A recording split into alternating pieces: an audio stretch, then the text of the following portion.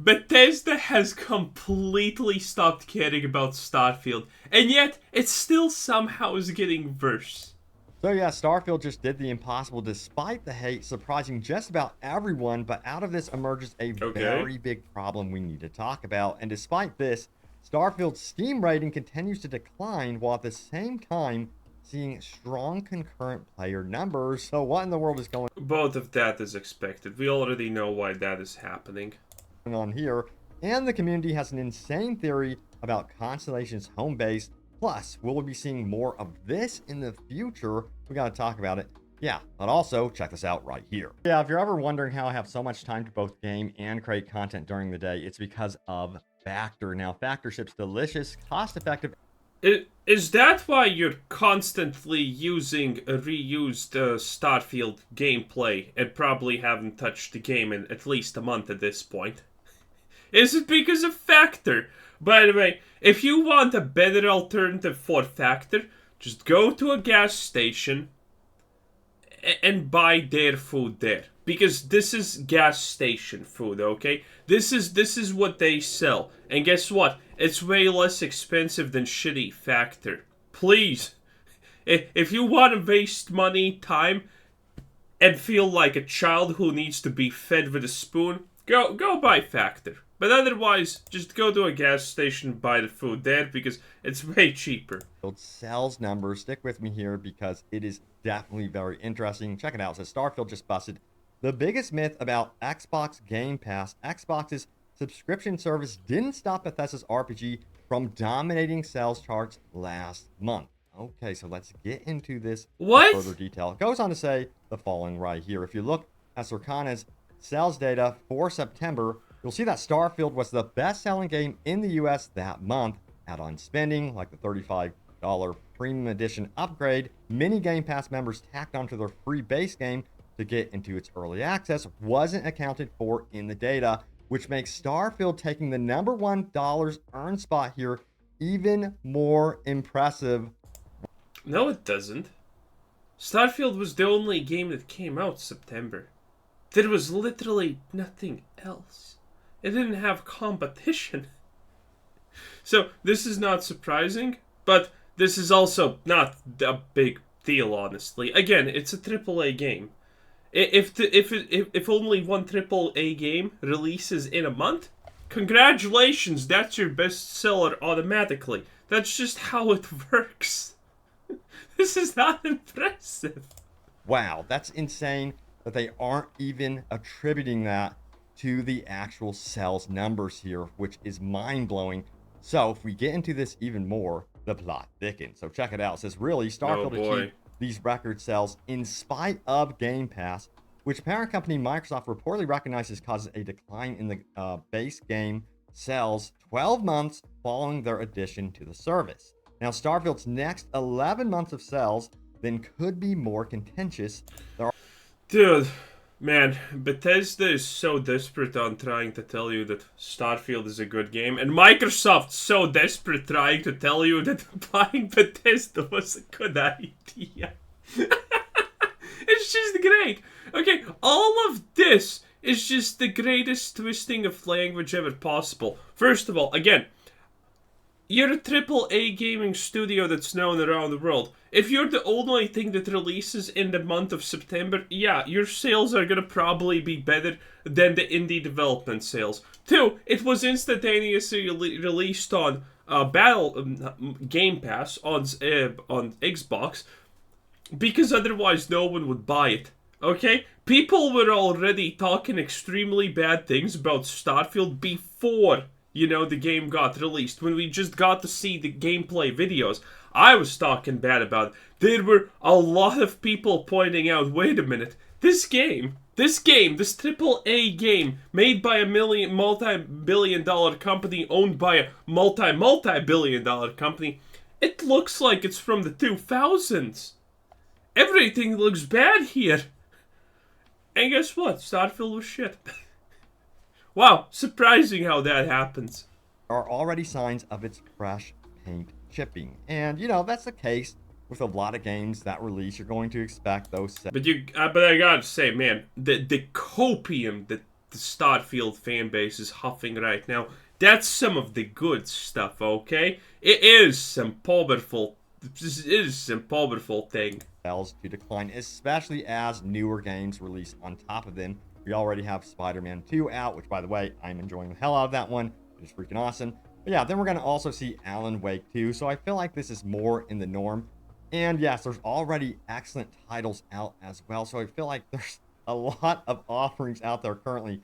Cyberpunk 2077, Phantom Liberty, you have Baldur's Gate 3, which I think a lot of people are still playing and returning to because it's extremely replayable. Yep. So a lot going on with that one right there. But we got to continue here. Check it out. It says on Steam's global top sellers chart, the latest Bethesda RPG fell a steep 26 spots from last week's placement to a miserly ranking of 45, sitting between The Division 2 and Lies of P. Wow, seeing Division 2. Lies of P didn't sell that good, huh? Wow. Well, I guess it's still good, but wow. You on there, nice.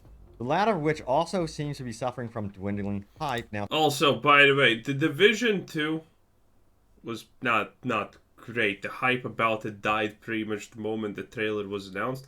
And Lies of P is well, it's a Souls-like game. It has a specific, very niche fan base. And you're telling me Bethesda's crowning jewel achievement, Starfield, is sandwiched between these two games that everyone knew were not going to sell good?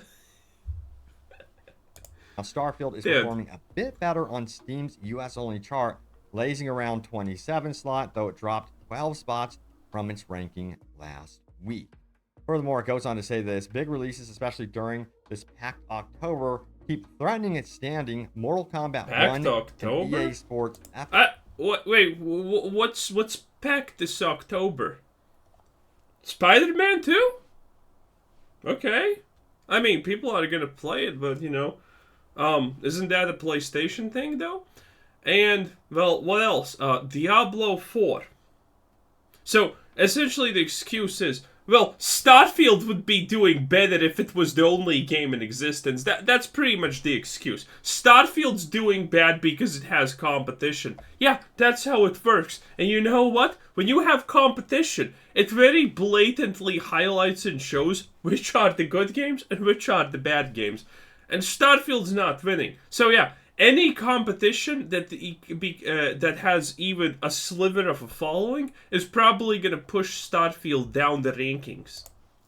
C24 are right behind Starfield in September. US sales. Now, Circana's chart indicates, by some wizard magic, Hogwarts Legacy was the US 5th best-selling game in September, though its concurrent player count seems to be shrinking ahead of its Switch ports. Oh. Yeah, Hogwarts Legacy is probably not Hogwarts Legacy doesn't have a super fan base that's gonna play it forever. That's a Bethesda thing, okay? That is really a Bethesda thing. There are very few other gaming companies that have such a absolutely out of their mind fan base that is gonna play their games for forever. I mean, Bethesda's like honestly go-to first example in this.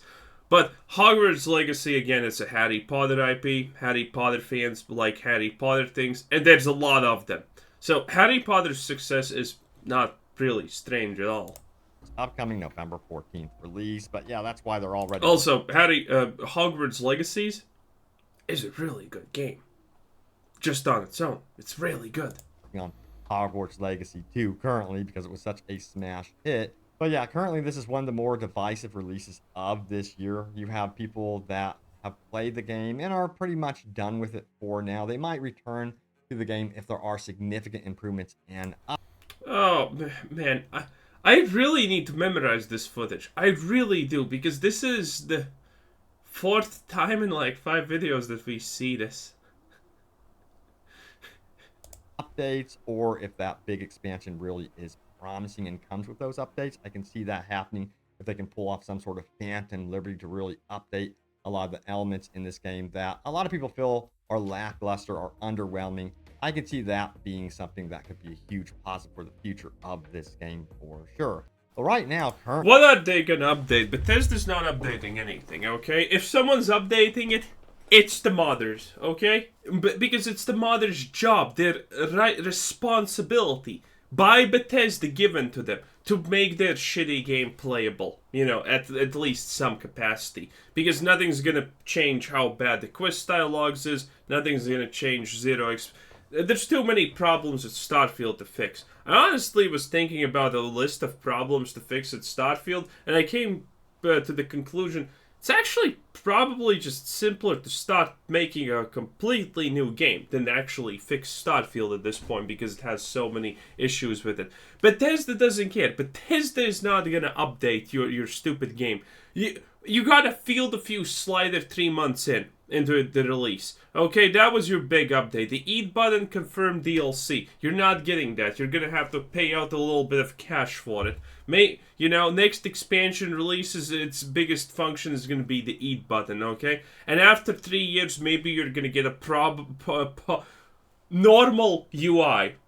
Not probably good AI as I wanted to say because that's not happening. They're gonna probably fail to copy over Fallout 4's UI, which was 10 times better than Starfield's. But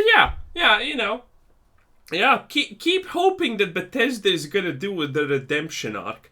Bethesda has never updated a single game they have ever released, okay? The only thing Bethesda has updated in their games is one thing. If there's something that breaks the game completely and you can't finish the game and it's blatantly obvious, they're gonna update that after half a year roughly. Because, nowhere to rush. You already bought the game, loser. And the second thing is if there's a microtransaction shop and anything is preventing the shop from functioning, that they fix real quick though. That's their primary objective. Currently, the game has an outstanding player base. There is so much room for improvement here, and I said that time and time again about Cyberpunk 2077. I got so much hate for rooting for CD Projekt Red, but it turned out really positively for them, and I think the Cyberpunk community overall, although it did take some time. And I think hopefully Bethesda really does stick with It's not gonna... I have heard this argument before. Oh, look at Cyberpunk. It took 3 years, but the game's now good and everyone loves it. It's a great redemption story. Yeah, but Bethesda's not gonna care about Starfield. They're not. They're not gonna fix the bugs. They're not gonna change the game. Also, core mechanics of Starfield are completely fucked. Okay? That you can't get away from the loading screens. You can't get away from the base shitty boring exploration. You can't fix the leveling system. You can't fix the gunplay. There's nothing to fix. The game is just too much of a disaster to actually make appealing for non-Bethesda fanboys at this point. Okay, and even Bethesda fanboys are slowly burning out. Okay, you go to the Starfield subreddit. What do you see? Every single most uploaded post is not talking about, oh, I'm having much fun in Starfield. No, every single uploaded post, even in the super fanboy Reddit, is the equivalent of, now don't get me wrong, I really like this game and I have played it for $200, but it kind of seems shit now, doesn't it? That's pretty much the summary of every single person who tries to defend Starfield as good, okay? They don't explain what's good about it. They try to explain that it's not the worst piece of shit in the universe. With updating this game, it's ultimately up to them how much they want to actually update this game. But despite that, we are going to be seeing some very, very cool stuff happening within the modding community once that Creation Kit 2 does release. But yeah, also, we're seeing some strong sales numbers, but we're also seeing this right here. Starfield's rating on Steam continues to obviously drop. And if we head to the actual source, it says right here, Starfield is now rated 64% on Steam. This was actually ultimately removed by the mods of the subreddit because it was actually misleading. And here's the reason why. If we scroll down here and look at the Steam ratings, you can see it says 64% of the 18,440 user reviews in the last 30 days are positive. Now, overall, the average is about 69% positive currently, but it is interesting. It tells me one thing, that perhaps a lot of players are finally finishing up Starfield and giving their final verdict on this game, and a lot of people are walking away somewhat. Oh no. Oh no. He is unironically trying to tell us that yes, the meme about the fact that you need to play Starfield for 500 hours, new game plus 30, have 20 outposts, and tattoo Todd Howard's face on your face, it is when you actually can review Starfield. No. No. No. We already talked about why this is happening. The player number is actually super steady, as expected, because again, Bethesda fanboys. It happens to Skyrim, and if we had a way to track, Morrowind's numbers or things like that, it would probably be still even Morrowind is played for a long time. Fallout New Vegas definitely is being played still for a very long time. The numbers for Bethesda games that people keep on playing and playing, they're really good. I'm not gonna lie. They're really good. Again, the Bethesda fanboys are just, longevity incarnate. But the reason the views are, not the views, but the rating is going down, and it is, by the way, gonna continuously go down for the rest of its life. I wonder just where it's gonna stop, is because at this point, everyone who knew what Starfield is has either played it or is never going to touch it in their lives because they know what a disaster it is. So now the new people that are coming to Starfield are people who completely did not know what is happening. And they're just saying, oh, this is a big game. Oh, this is by a big company. I'm going to try and play it. And considering they're normal people, they don't know anything about this situation or whatever. They're playing it for half an hour or an hour and saying, yeah, I did not enjoy 20 load screens in a row. Yeah, I did not enjoy running out of all my ammo in 5 seconds of the start of the game. I did not enjoy the dialogues that are written by 10-year-olds. I did not enjoy any of that. And they just leave the game and put a negative review. All the positive reviews are from Bethesda fanboys. Let's be real at the start. That's all fake. The Bethesda fanboys in the first nanosecond that Starfield is out already were drooling over it and instantaneously gave it a 10 out of 10 rating wherever they could. Not disappointed or completely disappointed with Starfield wanting improvements for the game. Still, the majority are enjoying the game according to the Steam ratings. But even with the positive reviews, there are people that are saying that, hey, we want to see improvement still. This is not a perfect game whatsoever. And they ultimately want Bethesda really to take charge here and to get... He's cutting up this fight a little bit, but it's kind of hilarious because you see that he pretty much wastes all of his ammo on it. The little ammo that this guy had, he has already shot more than 100 shots at this guy. That's great game design.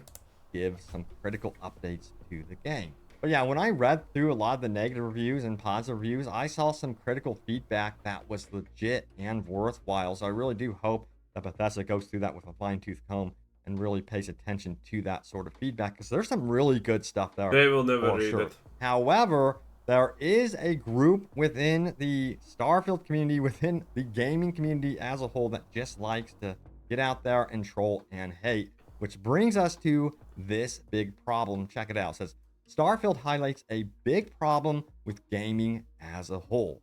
Now, it goes on to say this. The entire point of this post was to highlight the vocal group that would rather fling insults at Starfield devs and fans instead of providing genuine good criticism. It was meant to be a commentary on how people treat one another so harshly without actually providing anything of substance. Ironically, this post...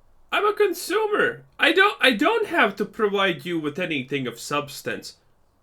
Oh, I hate these people. I really do hate these people who are gonna constantly be like, oh, you should do constructive criticism. No, I'm a consumer. If I don't like what I'm consuming, I just say it's bad. And it's your job to fix it. Jesus Christ. Why do you want me to do your job for you? Well, do you want me to go to the studio and code good things in myself? Is that really it? I mean, if the devs don't see problems with Starfield, if they can't figure out the problems with Starfield on their own, well, there's nothing that can ever be done to fix it in the beginning. So, yeah, as a consumer, you have a right, and no one can tell you ever otherwise, that you can't be critical of something, okay? If you don't like it, just dislike it and say nothing, and that's it. And no one can and no one can do anything about it. And for the people who are saying, "Oh, why do you just constantly shit on things that I like? Can't you just, if you don't like it, just move on?" I'm sorry. Do you think this doesn't affect me? Okay. I was hoping. I was expecting that Starfield's gonna be good and playable. Okay, that's what I wanted, and instead I have this piece of shit loading screen simulator with no roleplay elements, no exploration elements in the exploration game, no space, and barely any interesting mechanics. Starfield is the first Bethesda game where I am absolutely bored out of my mind to level up. I don't care to level up in this game. Levels do nothing. They're boring. The talent points are stupid. They're boring, they're lame, they're stupid. Okay? That's a problem. And you sitting there saying, "Oh, I like to eat shit." You know what that does? That makes my experience worse, because people like you are telling Bethesda, "Oh, don't worry, this game is garbage, but make another one like this."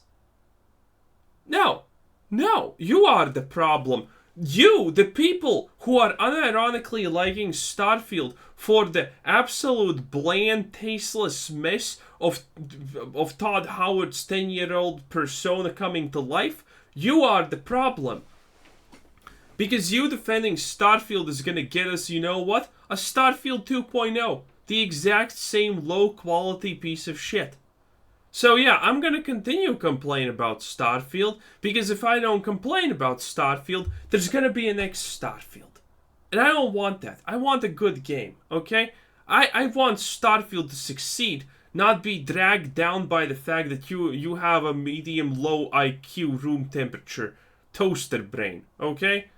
I don't want to be dragged down by your stupidity, not understand that this game is trash. Host has invited the exact kind of people I'm referring to. Now, it says healthy criticism is extremely important for any piece of art to be refined and reach its potential. Anyone with even a loose understanding of how and why things like video games and movies are created understands this. Time has proven, however, that the average fan doesn't have the critical thinking capabilities to properly create the criticisms that help shape a better product. I know that sounds super cynical, but let me explain. But yeah, he goes on to say, I'm sure you're all aware there's an unbelievable quantity of hate being thrown at Starfield since its release. So much so, they think it was one of the worst video games released in recent years. It was! It is! It's a complete disaster! I played it for 8 hours and I wanted to end it all. Dude, the average player who has no idea what Starfield is, who doesn't know what Bethesda is, they're playing Starfield for 1 hour or 2 hours maximum, and then they're like, okay, fuck this shit, I'm out. Of course, that's a ridiculous notion and is by far from the truth, but a lot of people just can't seem to see that. Yeah, it's wild to me that this game's rating currently is lower than Fallout 76. That makes no sense. Fallout 76 had an extremely True, but Fallout 76 at least has working menus. Okay? Fallout 76, at least when I go to loot a corpse, doesn't show me the corpse's inventory's maximum weight, but it shows my maximum weight, so I know if I loot something I'm gonna be overweight. Okay? Fallout 76 is a god-awful game, but make no mistake. I have played, I'm actually gonna tell you how much I have played in Fallout 76. Fallout 76 on Steam. Even on Steam, I have 15 hours in this game. Combine that with probably 20 to 30 hours I had on the Bethesda launcher. That's roughly 30 to 40 hours of gameplay for this. And let me tell you my Starfield gameplay hours. Where is Starfield? Where is Starfield? Oh, here it is. Starfield. 8.9 hours played. You see what I mean? Fallout 76 with all its bugs, all the disaster that it was, is still better than Starfield. Okay? The writing was bad, but at least it didn't have 50 billion load screens. At least it had gun combat. I don't know what to say. Fallout 76 maybe didn't have any, dialogue in it or anything at all, but it was still magically better than Starfield's dialogue. Extremely rough launch compared to Starfield. I get that people are jaded by some elements of Starfield, that things do feel dated, for sure. But yeah, for it to be rated so low to me is just kind of like, what is going on here? But yeah, it says this. At this point, I posted many videos, some of which have been viewed a lot and received tons of comments as a result. Most of the time, people are cool, but every once in a while, as you all know, a toxic troll makes their appearance. This type of person that doesn't have any desire to discuss anything. They only want to mindlessly berate something. We all. How is that a toxic troll? How is that a toxic troll? If you don't like something, what, do you not have the ability or the right to say I don't like it and that's it? Know the kind. What I'm noticing that's different though is the sheer quantity of ignorant commenters. Now, they're not all bad, but there's certainly a lot more than I'm used to, even considering I primarily make Halo content. If any of you are Halo fans, you're surely aware of the hate that goes around in that fandom. Tough to say, I'm used to the negativity. It's a simple side effect of putting yourself out there on the internet. I feel like this individual here is overwhelmed by the negativity, and honestly, I completely get it. This post, by the way, comes from Woody is a sexy beast. But yeah, it kind of used to be like when I was growing up on games, of course, it kind of used to be me and my bros would get a game and we would be in our own little ecosystem with our own opinion and be able to enjoy what we have, really, really enjoy it. Now it's very, very noisy. You always hear someone in your face about something that you enjoy. And I feel like that can take away from your enjoyment. It's kind of like one of the reasons why I like single player games. Whenever I get into co-op or whatever, someone starts going off about something, I'm like, dude, like, come on, man. I'm just trying to enjoy this. I get the criticism. I understand it. But I get also where this person is coming from. The quantity, the level of consistency, the hatred. Good. Keep it up, boys. By the way, I make a video like this about Starfield. I get a lot of support for this game being shit. I don't know about that hate, I make a Starfield video and everyone's pretty happy about it. Strange how that works. Like every day I see new Starfield video that's trending about, oh my god, it's the absolute worst game ever made. No, it is not by far at all the absolute worst game ever made. In fact, that's true, though. I'm enjoying it still to this day.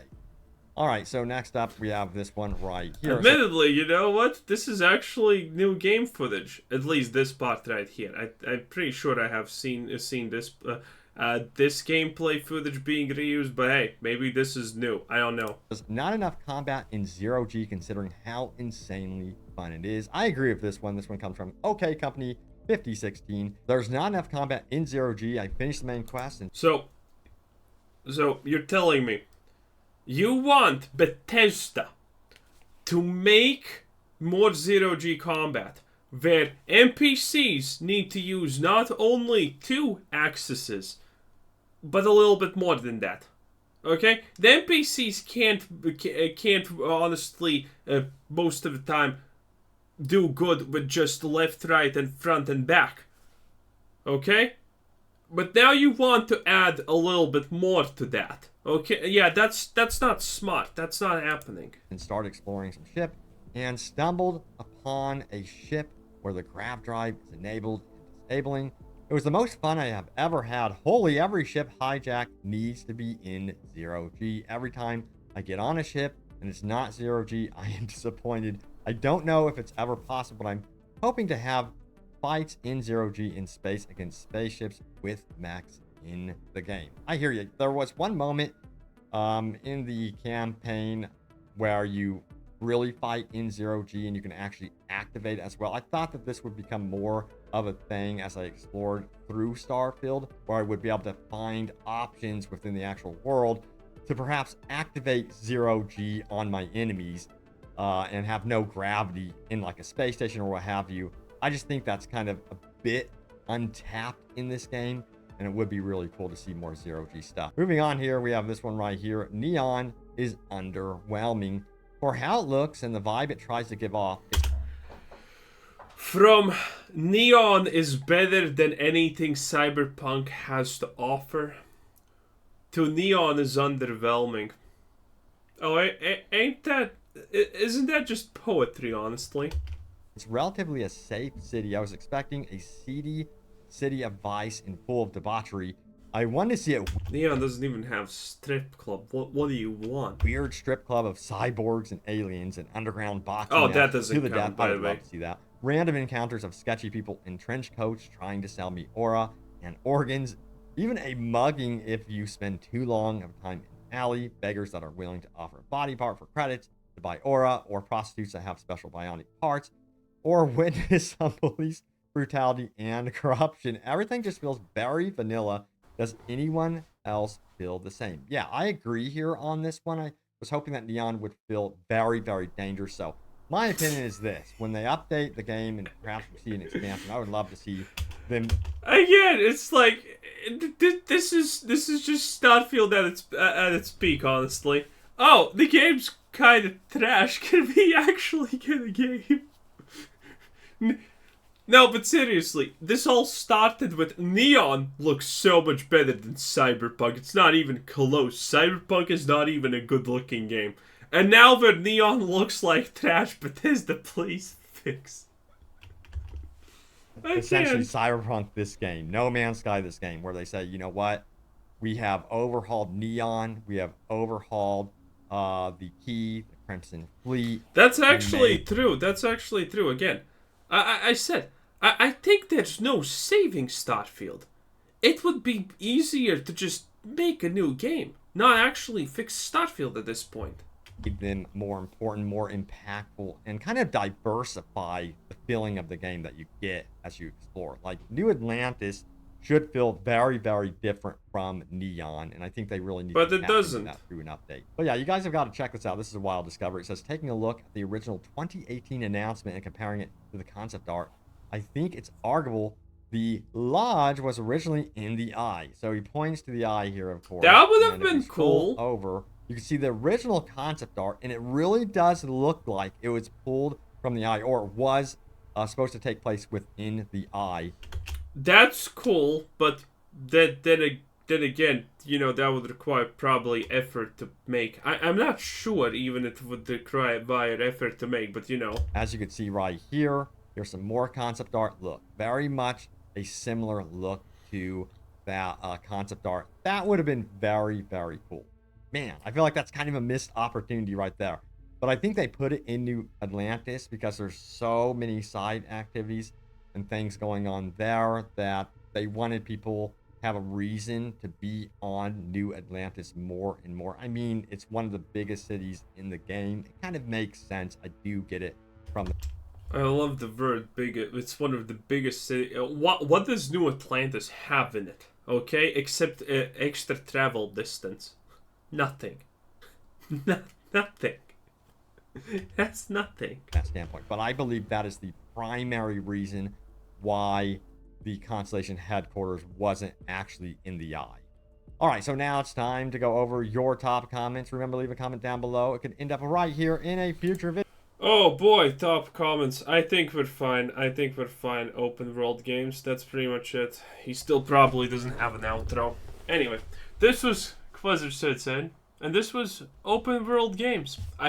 I don't know when he's gonna stop defending Starfield, but I hope never, because this is funny. This is still funny. This is still one of the funniest parts of my day on average when he releases a new video defending Starfield being great, and all the defenses, well, the game's actually shit, but you know what, it's okay. I can't. Anyway, this was Quasar. Thanks for watching, subscribe if you haven't already, and have a nice day. Bye-bye.